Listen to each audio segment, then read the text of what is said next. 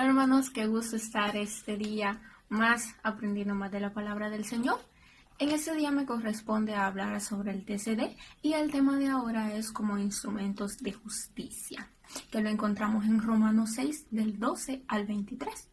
En este pasaje nos habla de que no debemos dar nuestros miembros o cuerpo al pecado, sino que debemos darlos a Cristo en justicia y gracia ante Él. También nos habla de que las personas que están arraigadas a un pecado o que siempre están haciendo un pecado, estas personas dan frutos de ese mismo pecado, que a veces son de vergüenza. Y los que están en la justicia de Dios dan frutos, pero que son de santificación y estos proporcionan la vida eterna. También podemos hablar de que cuando dejamos de recibir un dominio propio para cambiarlo por otro, vemos un cambio en nuestra vida. Así es como Dios nos cambió del pecado hacia la vida eterna, hacia un camino de bien. También tenemos que saber que estamos en la gracia. Esto quiere decir de que Dios ha roto los lazos de pecado en nuestra vida y Él nos ha dado un libre albedrío. Entonces es por eso que nosotros cada día tenemos que escoger entre dos opciones, si estar en el mismo pecado o estar en los caminos de Dios. Sabemos de que los caminos del pecado pueden ser de maldad y esto dice la palabra que la paga del pecado es la muerte.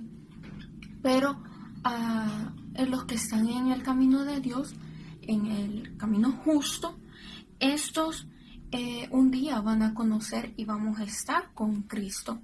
Tenemos que saber que Dios ha roto esos lazos y creer que Él nos ha dado esa libertad, pero nosotros tenemos que escoger. Y quizás pueden pensar cómo podría cambiar mis hábitos o mi manera de vivir para no pecar tanto o para cambiarlos y para ser mejores. Tenemos que saber que existe un tentador. Este tentador crea carnadas, por decirlo así, para cada persona, para cada gusto, por decirlo así, para que se comprenda más fácil. Y esto tenemos que saber que la tentación, una vez que caemos en ella, es más difícil de resistir cuando viene otra misma tentación. Entonces, el tentador está determinado, si nosotros le damos el espacio, de convertirse en nuestro amo. Y sabemos de que hay unas personas que así viven en este momento. Pero el tentador, tenemos que ver algo que en realidad él tiene, que él es paciente para, por decir así, endulzarnos el pecado. Pero Dios nos ha dado unas estrategias que nos pueden ayudar para resistir la tentación. Estas son de que Dios nos dio una nueva vida cuando nos bautizamos. También de que tenemos las escrituras como guianza de nuestra vida. Tenemos que saber que cuando Jesús era tentado, Él respondía a las tentaciones con la palabra. Entonces, tenemos que aprender la palabra, memorizarla, para así cuando venga una tentación, hablar con la palabra. Si recordamos quiénes somos y de quién somos, es más difícil de que caigamos en una tentación, y esto nos va a ayudar a evitarlas.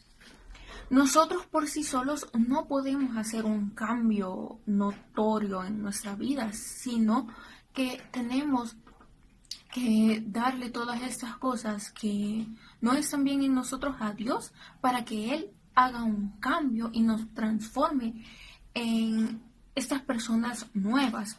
Dios ya nos dio la libertad de escoger pero nosotros somos los responsables en escoger entre lo bueno y lo malo, de seguir haciendo las cosas que hacemos o de hacer nuevas cosas que agraden al Señor.